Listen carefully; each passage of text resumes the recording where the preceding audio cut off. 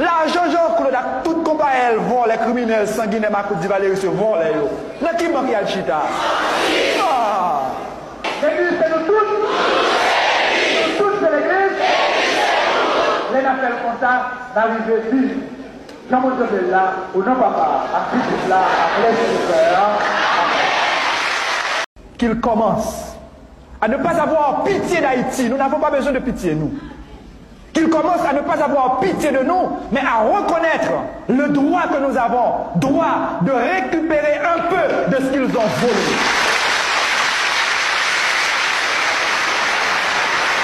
Si flagrant entre les États-Unis et Haïti, c'est pas parce qu'au niveau théologique, Dieu nous a abandonnés et qu'entre-temps Dieu prend soin des États-Unis, mais c'est parce que, comme l'une des causes, notre richesse a été et est et sera volée par les États-Unis.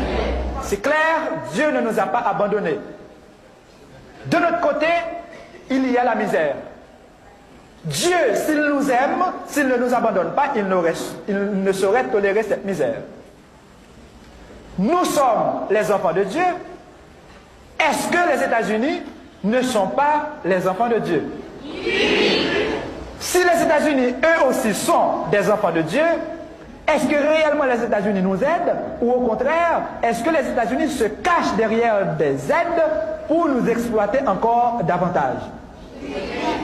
Et nous pointons du doigt ceux que eux-mêmes ils appellent les aides pour dire à ces pays que nous comprenons le jeu et que nous ne sommes plus disposés à marcher à genoux pour quémander, mais à nous mettre debout pour réclamer justice et dénoncer ce que eux-mêmes ils appellent premièrement aide et ce que eux-mêmes ils appellent pays développés, car à nos yeux, beaucoup de ces pays, en commençant par les États-Unis, ce sont des pays sous-développés. Sous-développés au niveau humain. Qui ça n'est pas capable de dire dans la banque? Ça n'est pas capable de dire. Côté l'argent, nous, Alchita. Ah, notre argent va en Suisse. L'argent, Jean-Claude, toute compagnie, vont les criminels sanguinaires, ma coupe Valérie, se vont les yo. Dans qui banque y a le chita? Ah. Donc, maman nous couche à l'hôpital pendant que 100 en Suisse. Notre maman Haïti se trouve à l'hôpital pendant que notre sang va en Suisse. C'est un scandale, c'est un crime au niveau international. Quand nous comparons nos dettes et nos dépenses pour les importations, et qu'en même temps nous nous rendons compte que ce n'est pas un simple hasard, c'est voulu, c'est entendu entre les grandes nations. Ils se disent grandes pour avoir beaucoup d'argent et pour avoir beaucoup volé. Au-delà de ces voleurs, au-delà de ces corrompus internationaux, nous découvrons naturellement des Suisses, comme des Américains, comme des Canadiens ou des Français, qui ne sont pas aussi corrompus que la corruption internationale. Et c'est précisément à ces Suisses, à ces Américains, à ces Français, à ces Espagnols que nous adressons notre demande.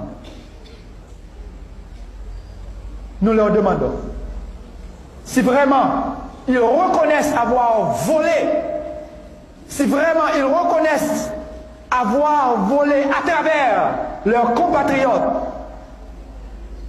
tout au long du processus de colonisation, si vraiment ils veulent dire à la face du monde entier qu'ils sont développés, qu'ils commencent à ne pas avoir pitié d'Haïti. Nous n'avons pas besoin de pitié, nous. Qu'ils commencent à ne pas avoir pitié de nous, mais à reconnaître le droit que nous avons, droit de récupérer un peu de ce qu'ils ont volé.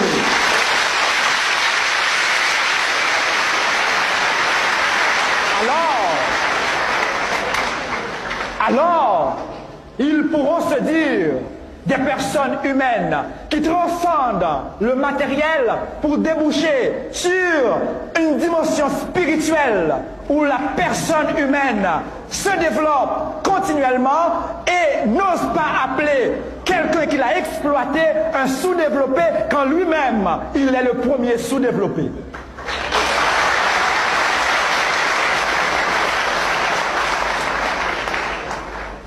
Que notre argent qui se trouve dans les banques suisses, si vraiment des Suisses ou des citoyens du monde reconnaissent que notre sang se trouve dans leur banque, qu'ils se mettent debout, à côté des personnalités honnêtes, internationales, pour dire « aidons ce peuple, car son sang se trouve chez nous ». Ça aurait été une honte internationale de laisser circuler dans nos veines le sang d'un pays appauvri.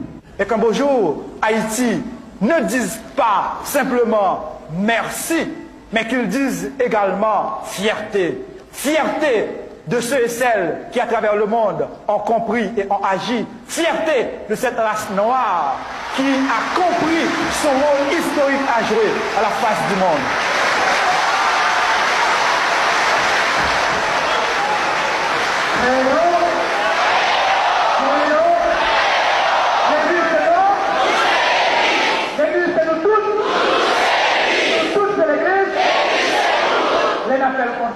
D'arriver ici, quand vous êtes là, ou non papa, à là, à Si le ton est vif, il traduit le courage du peuple haïtien de lutter pour une nouvelle Haïti. Si le ton est vif, il traduit la fierté du peuple de savoir qu'elle est exploitée, mais de continuer à lutter pour transformer les structures, pour opérer des changements fondamentaux au cœur du pays, où à partir de son courage et de sa fierté, il pourra instaurer un monde en Haïti. Autrement dit, en dépit de la mauvaise foi du gouvernement provisoire, en dépit de la corruption nationale et internationale, en dépit de ces structures monstrueuses qui exploitent le peuple, il sait qu'il pourra travailler pour changer, il sait qu'il finira par changer le pays. Voilà l'étoile de l'espérance qui brille aux yeux de l'Haïtien. Nous sourions, mais notre sourire n'est pas un sourire naïf, non.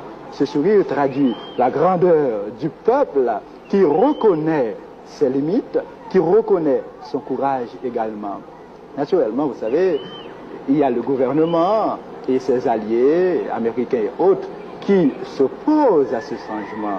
Mais s'il s'expose, il s'oppose. Le gouvernement, en d'autres termes, s'oppose. En même temps, il s'expose, car le besoin du changement s'impose. Autrement dit, le gouvernement s'oppose et s'expose à une situation explosive. Voilà la réalité. Eh bien, nous autres, après déception, nous allons encore de l'avant. Déception ou pas, nous continuons à lutter. Au moins, nous aurons la fierté de mourir debout et ne pas mourir à genoux. C'est ça le peuple haïtien. Nous étions esclaves, nous reconnaissons encore aujourd'hui l'aide internationale, les pays étrangers comme le gouvernement provisoire veulent nous maintenir dans l'esclavage, mais nous refusons de mourir esclaves. Il faut mourir libre. Mourir libre veut dire je donne mon sang pour irriguer la terre haïtienne. Je donne ma parole, moi-même, qui deviendra, si vous voulez, mon corps deviendra une espèce d'engrais pour alimenter le pays, pour alimenter tout un peuple. C'est ça notre fierté. La fierté d'avoir lutté, la fierté de pouvoir lutter pour instaurer un changement ici en Haïti.